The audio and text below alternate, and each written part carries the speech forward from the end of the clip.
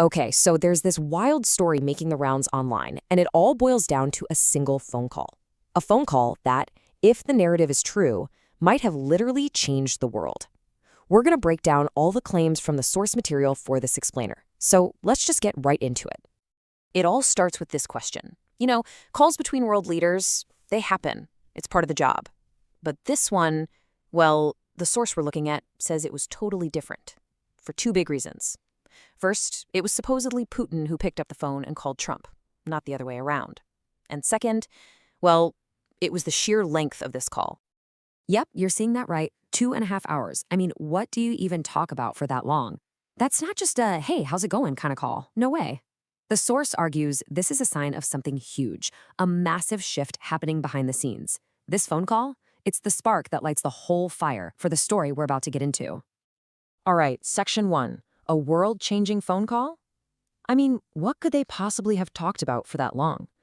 Well, according to this narrative, it was about a complete reshuffling of the global deck. So here's the first big twist. You'd think a call like this would be all about Ukraine, right? But the source claims, nope, that was just the backdrop.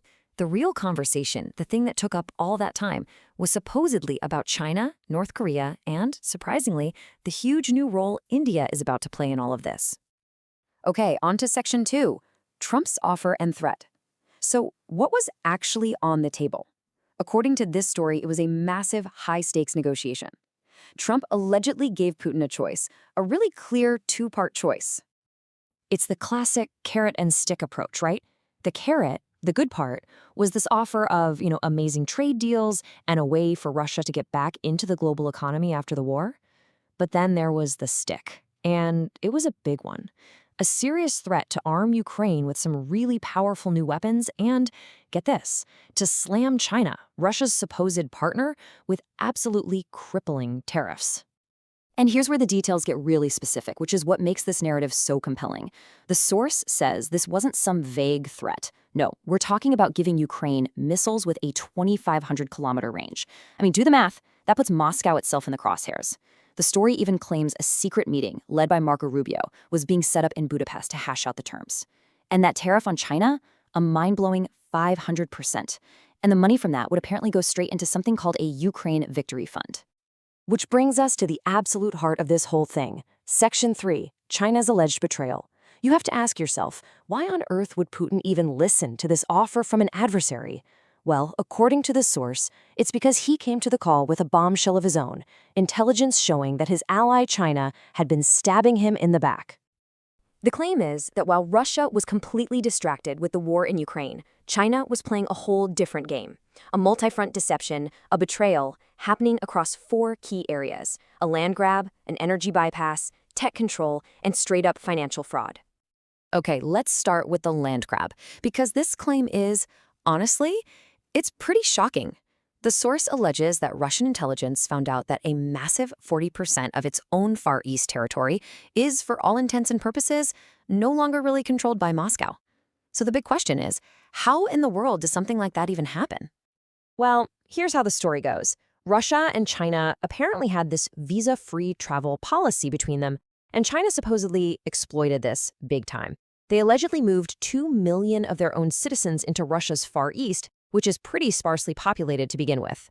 With so many Russians away fighting the war, it created this huge vacuum, and, well, the area was basically taken over, not by force, but by demographics. All right, next up, energy. This is a big one.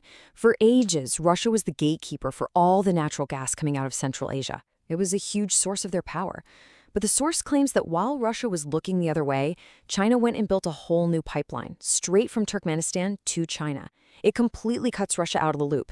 Just like that, a huge chunk of Russia's influence and income from that region, gone. But wait, there's more. The alleged betrayal wasn't just about land and energy. On the tech side, China supposedly started locking down access to its AI patents, even for U.S. companies. And then there's the money. The source points to these gigantic online scam operations running out of Cambodia, with over 70,000 Chinese nationals involved, basically draining billions of dollars from regular folks in the West. So let's move to Section 4, a new global alignment. You can see the picture the source is painting, right? You've got Russia feeling totally double-crossed by China. At the same time, the U.S. is feeling the heat from them too. So what happens? The whole global chessboard just gets wiped clean and reset. Now America needs Russian help and Russia needs American help. I mean, this quote from the source material just says it all, doesn't it? It's this idea that these two old enemies are suddenly being forced to work together because they're facing the same, bigger threat. You know the old saying, the enemy of my enemy is my friend? And according to this narrative, it's not just Russia having this aha moment. The US is supposedly seeing the same thing. The source points to a reported 50% jump in FBI arrests of Chinese nationals for spying. It's all presented as proof that both of these superpowers have realized they're facing the same #1 rival. Okay, so where does all this craziness lead? This brings us to our final section, Section 5, the India opportunity. And this, folks, is maybe the most important piece of the whole puzzle, according to the source. It's about the incredible opportunity all this chaos has supposedly created for one specific country. And the central idea is this: a massive power vacuum has just opened up. It's that simple.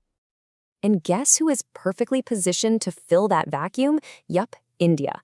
According to the source, one of the very first things Putin mentioned on that phone call was telling Trump, hey, lay off pressuring Modi about buying our oil. With China out of the picture as a trusted partner, Russia suddenly needs India more than ever. And look at it from the American side. The US desperately needs a heavyweight democratic ally in Asia to balance things out. And who else is there? The source argues India is the only nation that can step into that role. Every decision made in New Delhi will now reshape the Asian region. The world order is changing. I mean, that's the big takeaway from the source material. The old rules are gone. The world order is completely up for grabs. And India, suddenly, is holding a lot of the cards.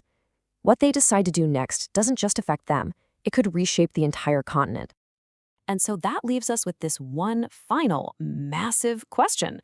Look, the story we've just walked through it's dramatic. It's almost hard to believe. A tale of betrayal and huge shifts in power.